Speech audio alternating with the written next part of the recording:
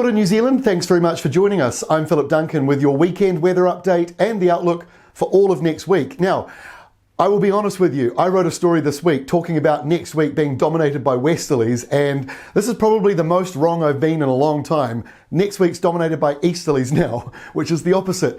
But I will defend myself because the story was really about how the temperatures will not be into that really wintry sort of mode because of the westerly flow. The easterly flow does exactly the same thing. It still keeps temperatures above normal in most places. So that's still accurate, but yeah, the wind direction, I got it wrong. I will be honest about that. So let me make sense and I'll explain why. The westerly is still coming back. It's just taking an extra 48 hours longer than I thought, and that makes a difference because it means Monday, Tuesday, Wednesday, and Thursday have that easterly flow. So I'm a little wrong. I'll be honest about that. So here's the westerly flow we've had all week. Now, it is going around a developing low right here, Nelson. It's forming in this region. It'll form over the whole sort of central part of the country. So let's take a look and see what it means for Saturday. There's the low parked over the upper South Island. The clockwise wind around it means you've got showers in the north and warmer than average, while in the south, subtropical rain comes down. It won't be very warm, but it will still be delivering rain into places that really need it. So the subtropical portion is welcome in Canterbury, where the soil moisture levels are below average and it's the driest region in the country. So that rain will be welcome, but with colder air and the long dark nights, plenty of snow, still up to 1 metre, falling on the tops of the Southern Alps. By Sunday, it changes a wee bit. We've got low pressure stuck around Nelson, but the main low itself is actually up here. It's drifted or got more of a lean on towards that northeastern side. Now, we thought more rain and showers might be lingering around this area, but it looks like it may be clearing away. I still think it's one to watch because this is a pretty weak setup, but the rain with that easterly flow continues around the South Island, around Canterbury for Sunday, but beautiful weather over on the west coast, and it should be quite sunny around places like Waikato and even maybe Auckland.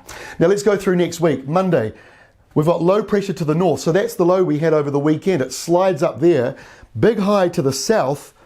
Welcome to why we're getting easterlies. We thought this westerly here would surge on in, but instead, this is actually going to push backwards. So Monday, pretty nice day around the country with light winds. By Tuesday, the easterlies come back and the westerlies, they stop, they don't move. So we end up with rain and showers coming back to eastern areas, and that low out to the east turns into a storm. So that's the reason why the easterlies are now going to become stronger. That low is deepened. So we see that really on Tuesday, and it continues again on Wednesday. The high is still there, the low is still to the north. The westerlies are still waiting to come in, but showery weather continues, and it'll be a bit colder as well around eastern areas. Thursday, it finally starts to ease, but the high in the Southern Ocean is still extending over the South Island.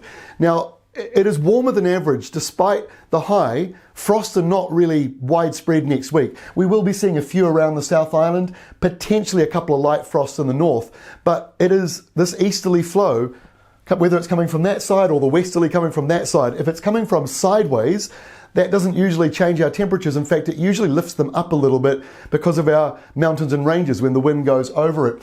So look, at the very end of next week, you do start to notice that westerly change. It finally does come in.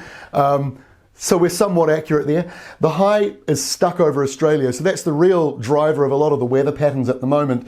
So over the next week or so, not a lot of rain coming for most regions. The east does have some more, and then by the end of next week, once again, it looks as though those westerly winds do finally come back to us, which means winter doesn't have a lot of time left to do its thing. We've got a few more weeks to go, and then spring really does start to arrive. But snowstorms and frosts, they can happen right through until October.